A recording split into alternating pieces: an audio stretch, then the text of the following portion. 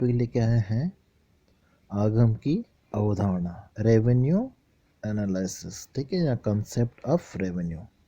तो सबसे पहले हम देखते हैं आगम किसे कहते हैं या रेवेन्यू क्या होती है। ठीक है, तो देखिए आगम का क्या मतलब होता है। उत्पादक द्वारा वस्तुओं सेवाओं का जो भी उत्पादन किया जाता है, उस उत्पादन को बेचने से जो राशि प्राप्त होती है उसको क्या कहा जाता है, आगम या संप्राप्ति कह सकते हैं। ठीक है, आगम या संप्राप्ति दोनों एक ही बात है। इंग्लिश में इसको अपन कहते हैं रेवेन्यू। क्या होती है रेवेन्यू, आगम या संप्राप्ति किसे कहते हैं, उत्पादन की बिक्री से प्राप्त राशि। ठीक है, जो भी वस्तुओं सेवाओं का उत्पादन किया गया है उसको बेचने से जो राशि प्राप्त होगी वो क्या होती है, आगम। अब आगम जो होती है वो 3 प्रकार की हो सकती हैं। सबसे पहला अपना है कुल आगम, टोटल रेवेन्यू। जब हम कुल आगम की बात करते हैं तो कुल आगम का आशय होता है किसी वस्तु का जितना भी उत्पादन किया गया है उसकी समस्त इकाइयों को बेचने से प्राप्त राशि। ठीक है, अगर किसी वस्तु की 100 इकाइयाँ बेची जाती हैं तो इन 100 इकाइयों को बेचने से जो राशि प्राप्त होगी वो क्या होगी, कुल आगम। ठीक है, मतलब कुल आगम का मतलब क्या हो गया, वस्तु की समस्त इकाइयाँ, जितनी भी इकाई बेची जा रही है सभी इकाइयों को बेचने से जो राशि मिल रही है वो क्या होती है, कुल आगम। अब हम कुल आगम ज्ञात करना चाहते हैं तो कुल आगम कैसे ज्ञात कर सकते हैं, वस्तु की कीमत को मात्रा से गुणा करके।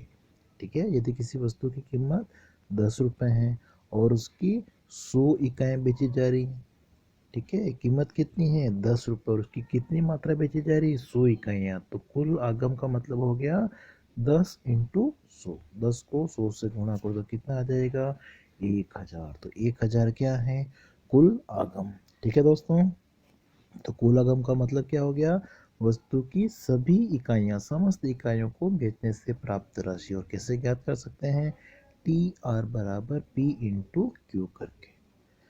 नेक्स्ट हमारा दूसरा है औसत आगम, एवरेज रेवेन्यू। औसत आगम का मतलब होता है किसी वस्तु की एक इकाई को बेचने से कितनी राशि प्राप्त होती है, और एक इकाई को बेचने से कितनी राशि मिलेगी, जितनी उस वस्तु की कीमत होगी। इसका मतलब हो गया कि जो औसत आगम होती हैं ए आर, वो किसके बराबर होती हैं, वस्तु की कीमत के बराबर होती हैं।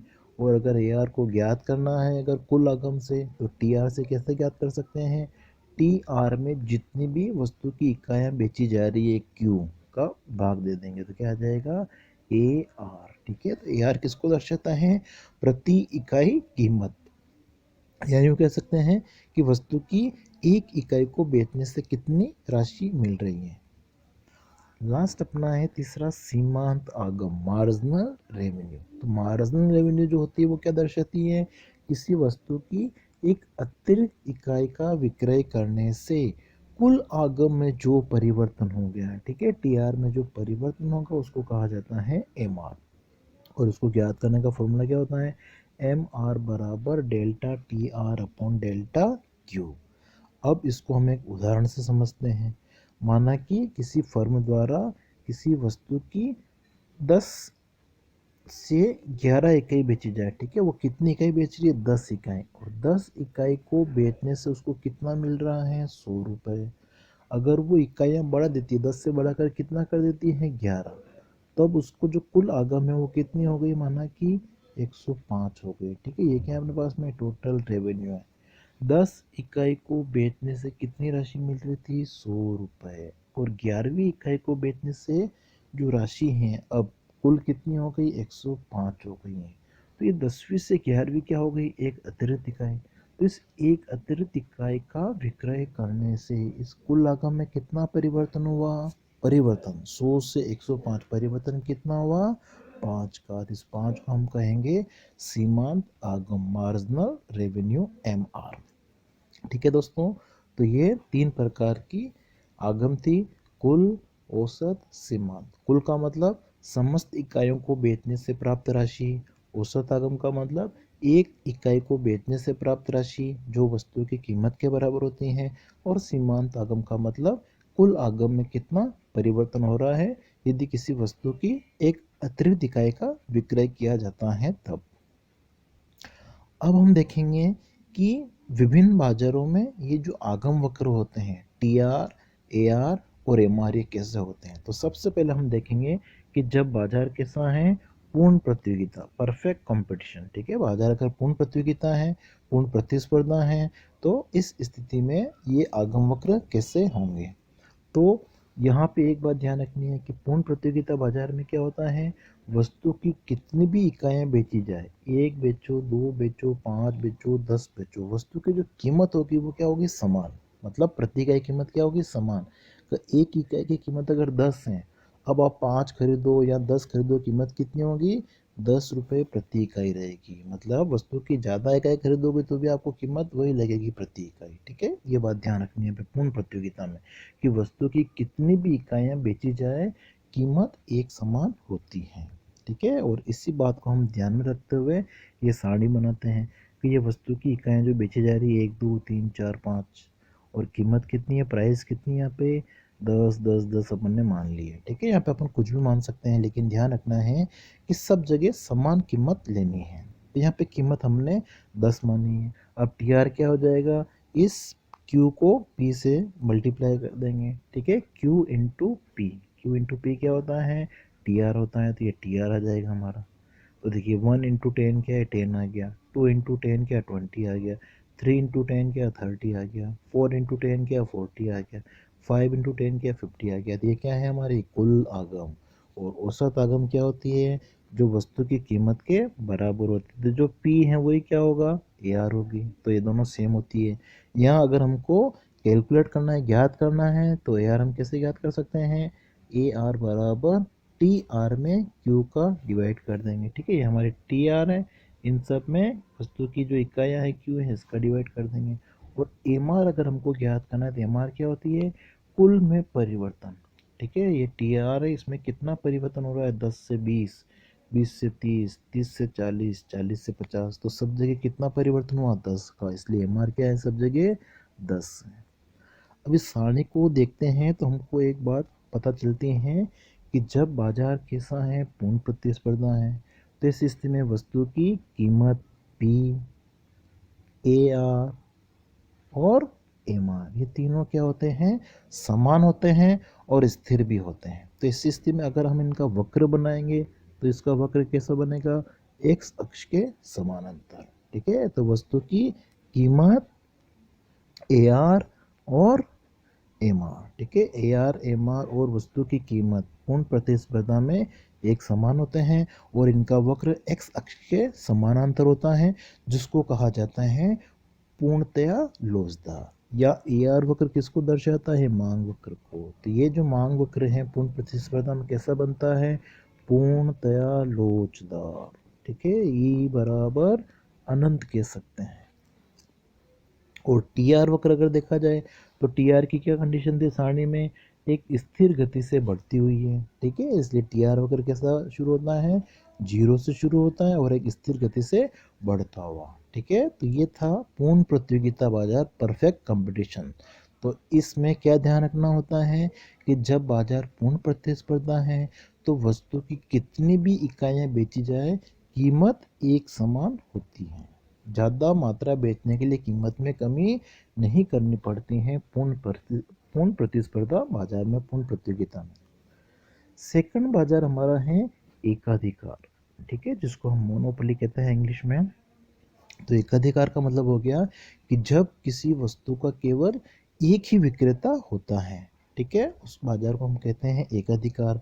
और उस वस्तु की बाजार में कोई स्थानापन्न वस्तु नहीं पाई जाती है, और स्थानापन्न नहीं पाई जाती हैं, इसलिए मांग वक्र कैसा होता है, नीचे की ओर गिरता हुआ बेलोजदार होता है। ये इंपॉर्टेंट विशेषता है कि एकाधिकार में फर्म का मांग वक्र कैसा होता है, बेलोजदार, ई इज लेस देन 1 होता है।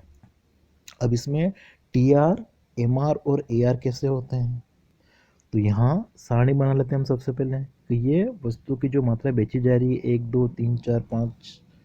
अब देखिए जब बाजार है एकाधिकार, ठीक है, एकाधिकारी यदि अपनी वस्तु को ज़्यादा बेचना चाहता है तो उसको कीमत घटानी पड़ती है, ठीक है। इसलिए हमने कीमत ले ली है 10 8 6 4, कीमत घटती हुई कोई भी संख्या लिख सकते हैं, ठीक है, कीमत घटती हुई है। अब इस कीमत को पी को अगर हम Q से गुणा कर देंगे तो क्या आ जाएगा, TR आ जाएगा। फिर P जो है वही क्या होती हैं, AR होती हैं, ठीक है। तो P और AR तो सेम ही होगा, जो वस्तु की कीमत होती है वही क्या होती है, AR होती हैं। और MR अगर हमको ज्ञात करना है तो कैसे ज्ञात कर सकते हैं, इस TR में परिवर्तन, ठीक है। 10 से 16 कितना परिवर्तन हुआ, 6 का। 16 से 18 2 का परिवर्तन हुआ। 18 से 16 2 कम हो गए तो -2। 16 से 10 6 कम हो गए तो -6। तो इस तरीके से हमने MR ज्ञात कर लिया है। अब इस अगर हम सारणी को देखते हैं तो सारणी में दिख रहा है कि TR की क्या स्थिति है, पहले बढ़ रही है। 18 सबसे पहले कितना है TR, 10। फिर है हमारा 16, फिर हो गया है 18, ठीक है, बढ़ रहा था। उसके बाद में वापस ये कम होने लग गया है। तो TR क्या होता है, पहले बढ़ता है और फिर घटता है। तो इसका आकार इस तरीके से बनेगा हमारा। अब AR और MR की स्थिति देखते हैं तो AR और MR दोनों क्या हो रहे हैं, घट रहे हैं। लेकिन MR जो है वो साथ में ऋणात्मक भी हो गया है। इसका मतलब MR वक्र अगर हम बनाएंगे तो इस तरीके से बनेगा, और ये AR वक्र है, ठीक है। MR और ये हो गया हमारा AR वक्र। यहाँ पे जो हमने बना रखा है, ठीक है, यहाँ पे हमने MR वक्र यहीं तक बनाया। अगर अपन इसको आगे बनाएंगे तो ये नीचे की तरफ माइनस भी हो सकता है। अब ये जो आकार है AR वक्र का, ठीक है, इसको क्या कहा जाता है, एक तरह से अत्यधिक बेलोजदार। तो ये था हमारा एकाधिकार बाजार। इसमें हमने TR, AR, MR वक्रों के बारे में देखा था।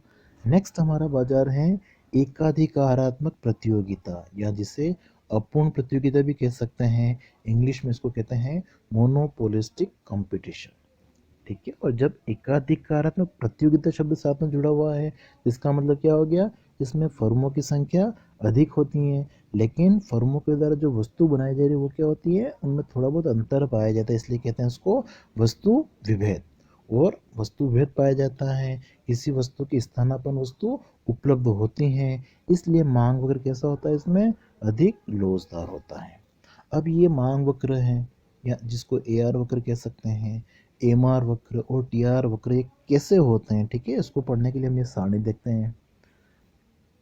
तो इस सारणी को अगर अपन देखते हैं, वस्तु की इकाई ली हमने 1 2 3 4 5 6, और वस्तु की कीमत। तो जब बाजार कैसा है, एकाधिकारात्मक प्रतियोगिता है, तो इसमें भी उत्पादक यदि चाहता है अपनी वस्तु ज़्यादा बिके तो उसको ज़्यादा मात्रा बेचने के लिए कीमत में कमी करनी पड़ती है। हमने कीमत घटती हुई ले ली है, 10 9 8 7 6। अब इस कीमत को मात्रा से गुणा कर देंगे, P इंटू क्यू कर दोगे तो TR आ जाएगा। AR ज्ञात करना है तो TR में Q का डिवाइड कर देंगे, और MR ज्ञात करना है तो इस कुल में कितना परिवर्तन हो रहा है वो देख लेंगे। तो इस तरीके से हम TR, AR और MR ज्ञात कर सकते हैं। अब इस सारणी को हम देखते हैं तो क्या स्थिति है, TR वक्र जो है वो पहले, TR की क्या स्थिति, पहले बढ़ रहा है और फिर घट रहा है। तो इसका मतलब TR वक्र जैसा एकाधिकार में होता है वैसा ही इस बाजार में भी होगा, एकाधिकारात्मक प्रतियोगिता में, ठीक है। तो TR वक्र ये पहले बढ़ता हुआ है और फिर घटता हुआ बन गया है। जबकि AR और MR दोनों क्या हो रहे, घट रहे हैं, तो दोनों को हमको घटता हुआ बनाना, ये बना दिया। अब यहाँ पे एक बात ध्यान रखनी है कि एकाधिकार बाजार और एकाधिकारात्मक प्रतियोगिता, ठीक है, दोनों बाजारों में इन वक्रों क्या क्या अंतर है, MR और AR का, कि जब एकाधिकारात्मक प्रतियोगिता होती है तो ये वक्र कैसे होते हैं, अधिक लोचदार होते हैं, ठीक है। E इज ग्रेटर देन होता है, तो मांग की लोच कैसी होती है, उसमें पूर्णतया लोचदार। इस कारण से AR और MR वक्र का जो स्लोप होता है, ढाल होता है, वो थोड़ा कम होगा, ठीक है, ढाल इसमें थोड़ा कम होता है। और जब एकाधिकार होता है तो उसमें ढाल क्या होगा, थोड़ा ज़्यादा होता है। बस ये ध्यान रखना है, ज़्यादा ढाल इसका मतलब क्या हो गया, मांग की लोच इकाई से कम, और यहाँ पर मांग की लोच इकाई से अधिक है, ठीक है, क्योंकि ढाल कम है। इसके बाद में नेक्स्ट लास्ट बाजार अपना है अल्पाधिकार बाजार। और अल्पाधिकार का मतलब क्या हो गया, तो जिसमें विक्रेताओं की संख्या कुछ होती है, ठीक है। अल्पाधिकार, ओलिगोपोली, अल्प अधिकार मतलब विक्रेताओं की संख्या कुछ होती है, ठीक है। और इस स्थिति में हमारा जो मांग वक्र होता है वो कैसा होता है, विंकुचित, मुड़ा हुआ, या जिसको अपन कह सकते हैं किंग्ड, ठीक है। मांग वक्र कैसा होता है, किंग्ड होता है, मुड़ा हुआ है, जो क्या दर्शाता है, इसमें कीमत स्थिरता की प्रवृत्ति पाई जाती है, ठीक है। मतलब अल्पाधिकार में वस्तु की कीमत क्या होती है, स्थिर होती है। तो हमारा जो मांग वक्र है वो पहले वाला जो भाग है वो कैसा होता है, लोचदार होता है, और इस बिंदु के बाद में मुड़ा हुआ भाग है जो दर्शाता है कम लोचदार है, ठीक है। और ये जो कीमत है वो स्थिरता की प्रवृत्ति पाई जाती है, ठीक है। अब हम देखें कि जो आगम वक्र होता है रेवेन्यू कर्व, ठीक है, इसका क्या महत्व है। तो किसी भी फर्म के लिए इसका क्या महत्व होता है कि आगम वक्र से क्या पता चलता है कि एक जो फर्म है, ठीक है, उसकी वित्तीय स्थिति, फाइनेंशियल कंडीशन जो है वो किस प्रकार की है। वस्तुओं को बेचने से जो राशि मिल रही है कितनी मिल रही है, ठीक है, एक तो वो, तो उससे अगर ज़्यादा राशि मिल रही है इसका मतलब उसकी कंडीशन जो है, वित्तीय स्थिति वो क्या है, अच्छी है।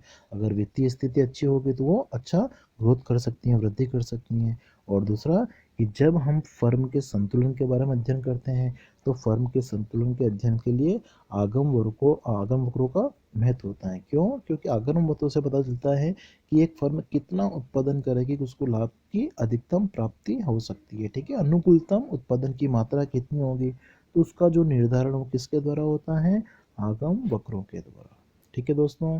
तो ये आज की वीडियो में हमने आगम वक्रों के बारे में पढ़ा था।